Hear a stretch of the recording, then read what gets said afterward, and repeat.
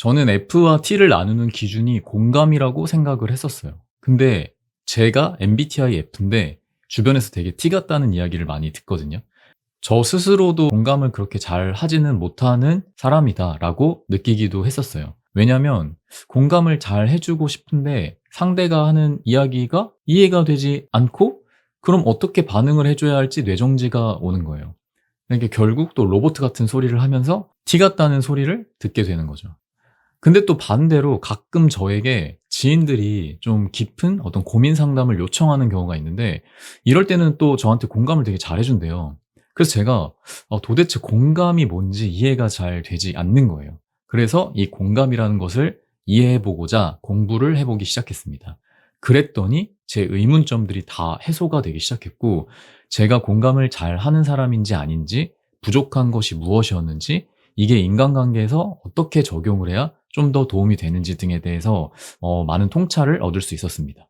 그래서 오늘은 F와 T를 나눌 때 흔히 공감을 기준으로 잡는 것이 왜 문제가 되고 잘못된 것인지에 대한 이야기를 한번 해보려고 합니다.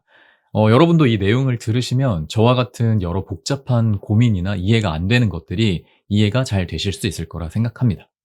제가 공부를 하면서 가장 크게 느낀 점 중에 하나는 우리 사회가 진짜 공감이 무엇인지 정확히 모르고 있는 경우가 많다는 거였어요.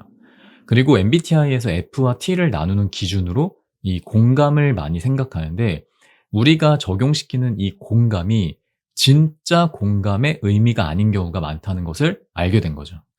공감이란 단순히 상대의 말을 잘 들어주고 맞장구 쳐주고 그렇다고 인정해주는 게 아니었어요.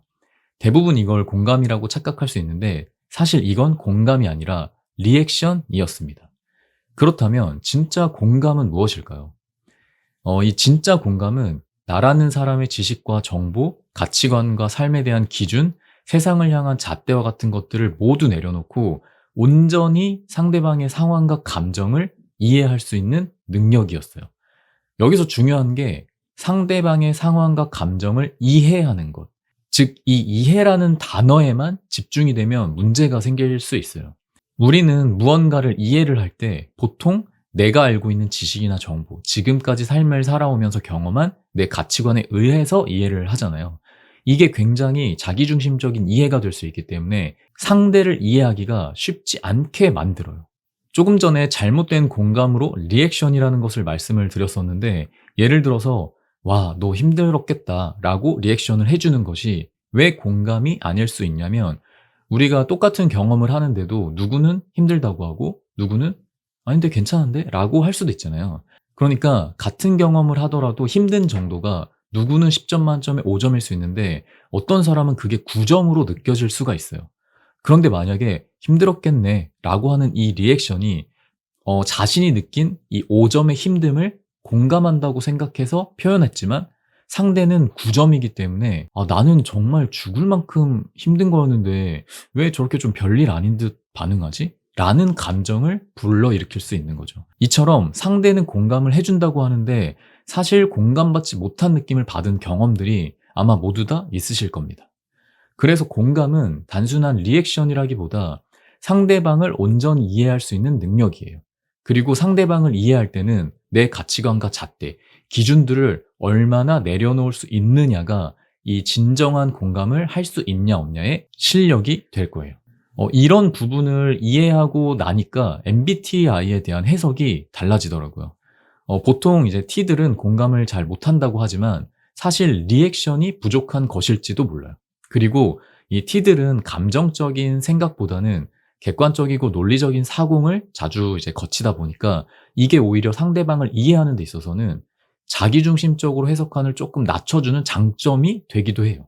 다만 이제 문제는 문제 해결책을 제시하는 것에 너무 집중을 하다 보니까 지금 상대가 원하는 정서적인 이해받고 싶음에 대한 욕구를 충족시켜주지 못해서 T발 너 C야 같은 이야기를 듣게 될 수 있는 거죠. 반대로 F 유형들은 감정적인 사고 과정을 거치다 보니 지금 상대가 문제 해결책을 원하는 게 아니라 감정을 이해받고 싶어 한다는 것을 잘 알아요. 그러니까 그랬겠구나 라고 하지만 사실 속으로는 상대가 왜 그렇게까지 느끼는지 아니면 그 점수가 어느 정도인지 정확히 이해하는 건 아닐 수 있거든요. 이런 상황은 공감보다는 리액션에 가까운 상황이 되는 거죠. 저는 F적인 성향이지만 리액션을 굉장히 못해요. 그래서 이제 T라는 소리를 많이 듣게 되는 거였어요. 그러니까 그런 상황에서 공감을 잘 몰랐을 때는 '아 이걸 어떻게 반응해야 되지?' 상대방 이야기가 이해가 되지 않는데 가식적으로 '아 힘들었겠다.'라고 해 줘야 되는 건가? 이렇게 고민이 됐었거든요. 그런데 이제는 진정한 공감이 무엇인지 이해가 되니까 이게 완전히 변했어요.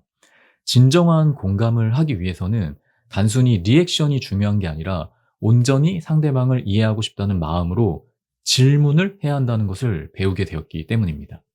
그래서 이해가 잘 되지 않으면 질문을 하기 시작했어요. 그런 순간에 어떤 감정이 많이 든 거야?